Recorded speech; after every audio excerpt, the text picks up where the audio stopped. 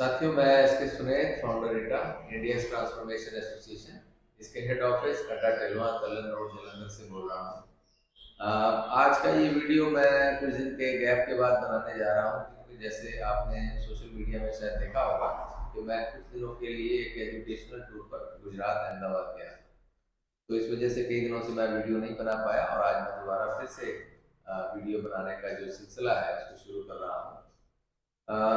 गुजरात के बारे में भी मैं आप लोगों से कुछ विचार, कुछ वहाँ की जो बातें हैं शेयर करना चाहता हूँ कि वहाँ पे एक समता एजुकेशन ट्रस्ट नाम का ट्रस्ट चलता है, जो कि अहमदाबाद के पास एक हॉस्टल चलाते हैं, जहाँ बच्चों को उनके रहने का, खाने का और उनको गवर्नमेंट जॉब्स के लिए उनको कोचिंग भी देते हैं। तो वो यहाँ भी आते रहते हैं, पंजाब में मल्ला डेरे से भी जुड़े हुए हैं, मेरा उनसे पहले भी मेरी मुलाकात हुई और मैं एक बार पहले भी अहमदाबाद गया था वहाँ उनके जो हॉस्टल है वो देखने के लिए। और इस बार उन्होंने 10 और 11 जनवरी को 2 दिन का कार्यक्रम रखा था। 10 जनवरी को उन्होंने चिंतन शिविर रखा, जिसमें गुजरात के और इंडिया के कुछ और स्टेटों के भी जो लोग समाज को, खासकर बच्चों को एजुकेट करने के ऊपर काम कर रहे हैं, जो एजुकेशनिस्ट हैं, उनको उन्होंने बुलाया था ताकि वहाँ चिंतन मंथन हो सके। और दूसरा जो दिन है 11 तारीख का, उसमें उन्होंने जो उनके हॉस्टल में बच्चे पढ़कर, कोचिंग लेकर, जिन्होंने गवर्नमेंट जॉब्स लेने में सफल हुए हैं, तो उन बच्चों को उन्होंने वहाँ सम्मानित करने का प्रोग्राम रखा। तो वहाँ जाकर मुझे बहुत अच्छा लगा और खासकर 10 तारीख का जो चिंतन शिविर था, लगभग पूरा दिन वहाँ बहुत सारे वक्ताओं ने कैसे हम अपने समाज को, अपनी आने वाली पीढ़ी को एजुकेट कर सकते हैं, उसके बारे में अपने विचार रखे। कैसे कुछ लोग इस दिशा में काम कर रहे हैं उसके बारे में भी उन्होंने बताया। खासकर उसमें जो तेलंगाना के आईपीएस प्रवीण कुमार हैं, वो भी पहुंचे थे। उन्होंने अपने द्वारा किस तरह बच्चों को हॉस्टल उन्होंने बनवा के दिए जब वो सरकारी अफसर थे, और इसके अलावा अभी भी वो क्या बच्चों को काम कर रहे हैं, कैसा मोटिवेट करने के लिए, इसके बारे में बताया। एक साथी वहाँ भोपाल से आए हुए थे, शायद उनका नाम पुरुषोत्तम ने हुआ था। तो उन्होंने तो वो यूपीएससी की कोचिंग करवाते हैं बच्चों को, और उन्होंने बताया कि हमारे अंडर कोचिंग से कुछ बच्चे जो है आईएएस आईपीएस अफसर बनने में सफल भी हुए। और इसके अलावा गुजरात के और भी बहुत सारे लोगों ने वहाँ और समता एजुकेशन ट्रस्ट के जो ट्रस्टी थे उन्होंने भी इसके बारे में, एजुकेशन के बारे में बताया।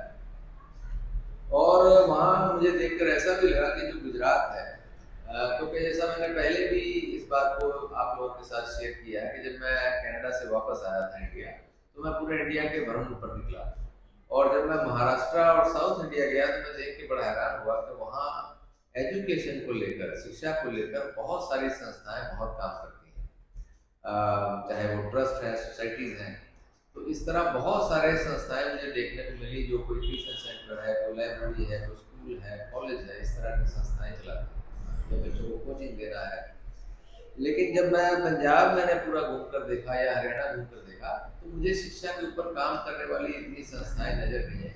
कुछ संस्थाएं काम करती हैं, लेकिन अभी भी इस दिशा में बहुत ज़्यादा काम करने की ज़रूरत है। तो अहमदाबाद में, गुजरात में जाकर मुझे देखकर ऐसा लगा कि गुजरात के लोग भी शिक्षा को लेकर काफ़ी गंभीर हैं और वो अपने बच्चों को, नौजवान पीढ़ी को एजुकेट करने के लिए काफ़ी अच्छा काम कर रहे हैं। और समता एजुकेशन ट्रस्ट ने एक और भी जगह ली है, जहाँ वो एक इंस्टीट्यूट भी बनाने जा रहे हैं, जहाँ काफ़ी काम उसका भी उन्होंने मतलब कर लिया है। तो इस तरह हमें पंजाब में भी और नॉर्थ इंडिया में भी, मैं समझता हूँ कि ज़्यादा से ज़्यादा अपने समाज को, आने वाली पीढ़ी को एजुकेशन के ऊपर हमें काम करना चाहिए। और इस दिशा में जो हमने ईटा के द्वारा शुरुआत की है, तो हम इस काम को और आगे बढ़ाएंगे। गाँव-गाँव जाकर बच्चों को काउंसलिंग देना, उनको कोचिंग के लिए सहयोग करना, वो हायर एजुकेशन में कौन-कौन से कोर्सेज ले, कौन-कौन से इंस्टीट्यूट में एडमिशन लें, इस सब के बारे में हम बच्चों को ज़्यादा से ज़्यादा गाइड करने पर काम कर रहे हैं। और आने वाले समय में हम इस काम को और भी आगे लेकर जाएंगे। तो आप सभी से विनती है कि आप इस वीडियो को ज़्यादा से ज़्यादा शेयर करें, हमारा जो ईटा का यूट्यूब चैनल है उसको सब्सक्राइब करें, ताकि ये मैसेज ज़्यादा से ज़्यादा लोगों तक पहुँच सके, खासकर जो स्टूडेंट्स हैं और उनके पेरेंट्स हैं उन तक पहुँच सके। आप सभी का बहुत बहुत धन्यवाद। Thank you.